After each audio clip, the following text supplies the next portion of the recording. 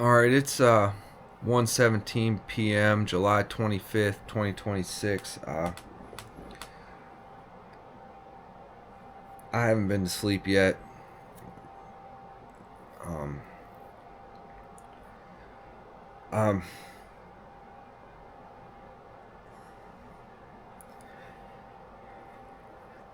I'm having a tough time at the very moment. Just it's been a rough night. It's been a rough morning. A lot, very very painful for me at this very moment. Uh, I just got done getting in an argument with the operators on the other side here. I was on Google Earth looking at Davis, West Virginia, because it's a place where I grew up snowboarding, and it is not far from DC. Basically, I was daydreaming about the money that I was going to sue the government for doing this to me, and what I'd like to do with some of it, which was develop Davis, West Virginia, more. There's 2 ski resorts there, and I love snowboarding. And the operator, instantly increased the pain on the top of my head, started squeezing my abs. It increased the drugged feeling, like they can fluctuate it and make you feel dizzy. Increased the blurry vision on me, and told me that my visions are too big. And developing Davis, West Virginia wasn't even my biggest vision. Uh, I'm not going to go into my bigger one, but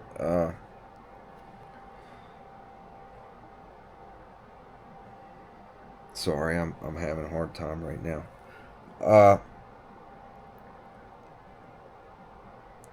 So we got in an argument over that, and they started torturing me.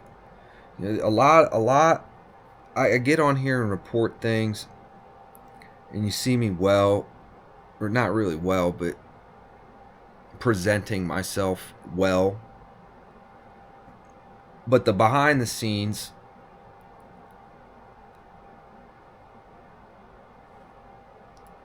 it's tough.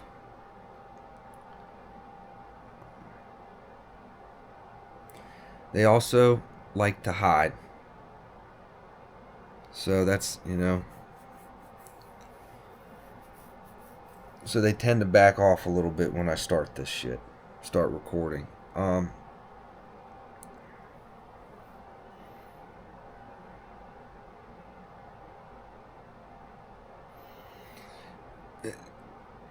They tell me that I'm not well. I perceive that from coming in a context that they're trying to convince me, like they did last night, try and tell me, well, how this is going to end is, you're going to, they're going to diagnose you this way. It's like, the fact of the matter is, if I ever got forcefully, one, I have an affidavit of competency. So if a judge ever tried to send me for a psych eval, they operate on the presumption that you're not well, which is why they're sending you to the first place. So in order to eliminate that presumption in court, I drafted what is called an affidavit of competency, which you eliminate the presumption off the bat. Now, a psychologist in my circumstance is not qualified to make a determination on whether or not I'm well, i.e., a schizophrenic or in psychosis or something to that nature, because they are not qualified to handle Havana syndrome or symptoms of these radio frequency weapons. They're just not qualified. They have no knowledge of it. They have no experience in it. For example, Soft White Underbelly. I don't know if some of you may have seen his channel before. Just out of curiosity, 6 months to a year ago, I decided to research schizophrenia and, like schizophrenic people on that gentleman's channel. The very first one I found is a man who, at first glance, anybody who has not experienced this or is not aware of the symptoms of these weapons or this technology would misdiagnose him. He was misdiagnosed, in my opinion, my professional opinion, as a victim to this. And he's on medication for it, and he believes he's a schizophrenic, which is why he did the interview with Soft White Underbelly. However, after listening to him, he has voices in his head. A lot of the same things that he says I've experienced. And now I know for certain I had none of these symptoms prior to the special agent coming to my house to discuss comments they presumed I made on social media. Keep in mind, my computer has been hacked ever since 2020, potentially even more. Okay. Some of those things include being trained on the, yes, like in my case, the left thigh tap underneath of my skin, not a psychological disorder. The left tap in my eardrum and my right eardrum. Left, no, yes, right. Same applies to my thighs. This is something they trained me on early on, and they utilized it frequently to mess with and manipulate my thought process. He shared the same story. And in that gentleman's case, the voices in his head instructed him that somebody inside of a house needed help and being saved from being hurt, physically, sexually attacked, I believe it was, and that he needed to set fire to the domicile, which he went to jail for. Diagnosed as schizophrenic.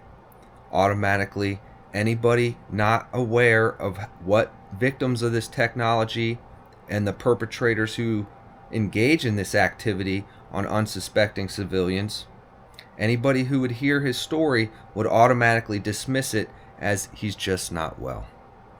They've been trying to convince me to go get to self-admit into one of these places. They did it to me at the first hospital, where they said somebody was going to be there to help me, and they were not.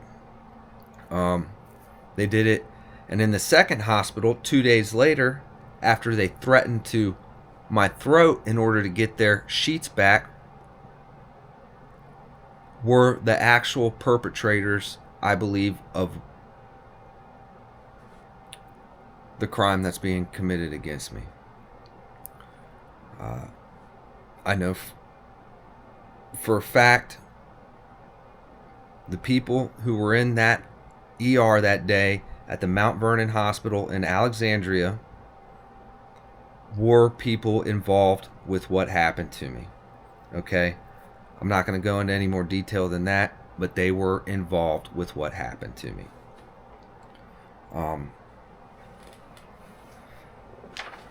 So I refuse to go and have somebody not qualified to diagnose me.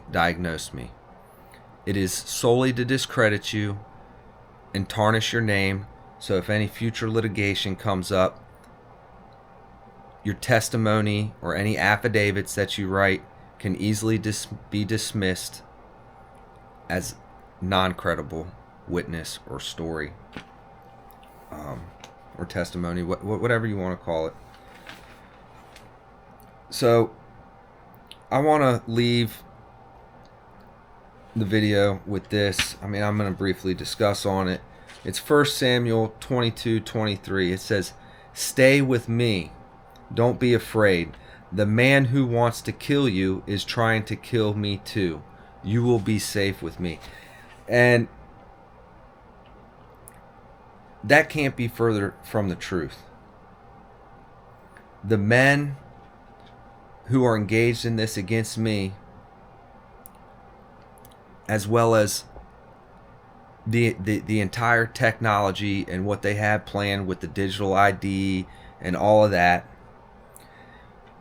for decades now, they have been trying to stomp out God in every household, whether that's with the type of music you're listening to, whether that's the type of content that they have shoving down your face in movies, on social media, the hate, the racism, all of it. They're trying to remove God out of the lives of everybody. And without him, I probably wouldn't have made it this 2 years since they've been doing this to me. The Bible tells us a lot of times not to be afraid. Our victory is secured, especially in him. No matter what happens to me, I know the enemy's time is short. And, for that reason, I'm not as afraid as I probably should be. But I am afraid. I don't want to downplay my fear. That's why I'm staying up at night watching over my house, while my mom sleeps, while my brother sleeps, while my nephews are here. Shoot, just a couple hours ago, it's stuff like this that I don't write down, that I should, or report on, that I should. I pick up my 2-year-old nephew, and they increase the targeting on me and cause me to feel dizzy, and while I'm carrying an infant, a baby, right?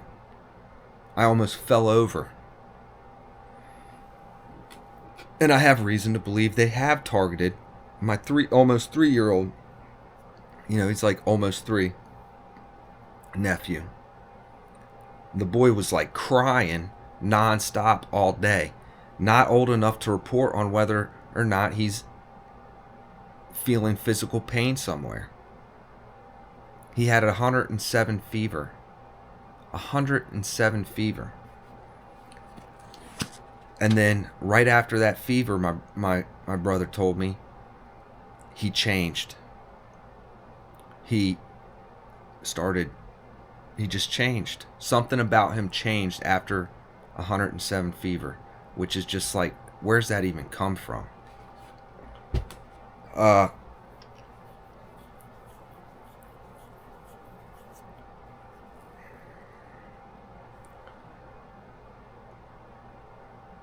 They constantly tell me to be quiet. They constantly tell me not to make these videos.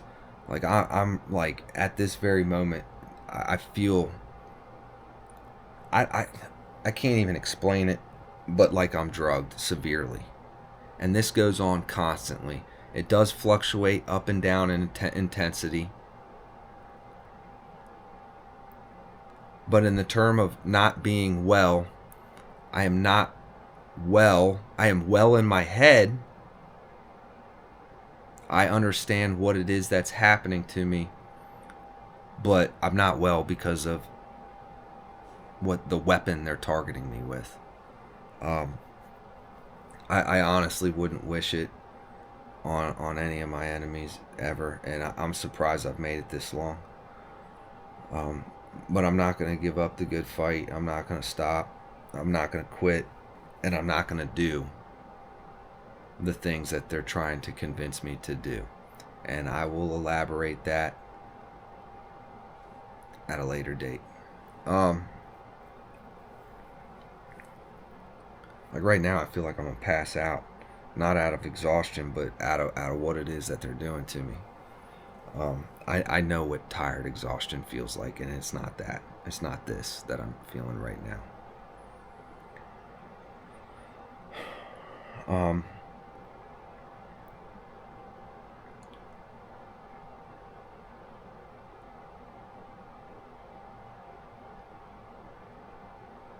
So we're gonna wrap this video up. I made several today on different topics.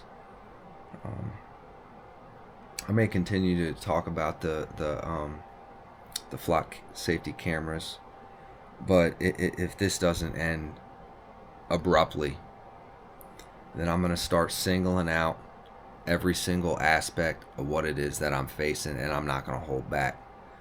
I've honored you by not pointing fingers at the developers and who they are and what it is that they created. But I assure you that if this does not stop, then I'm going to start singling out not only the corporations, but the men who are profiting off of it, and I will not have a problem doing so. It's not a threat, it's a promise. It is a promise.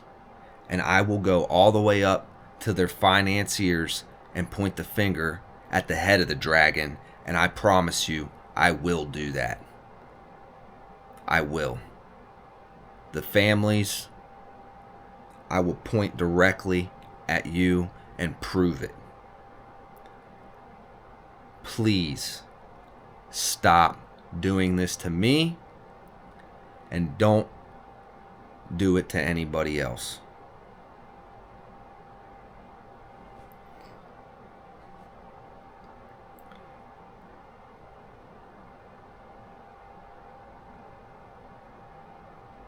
To anybody out there that's experiencing this, I know how difficult it is, and I am absolutely praying for you.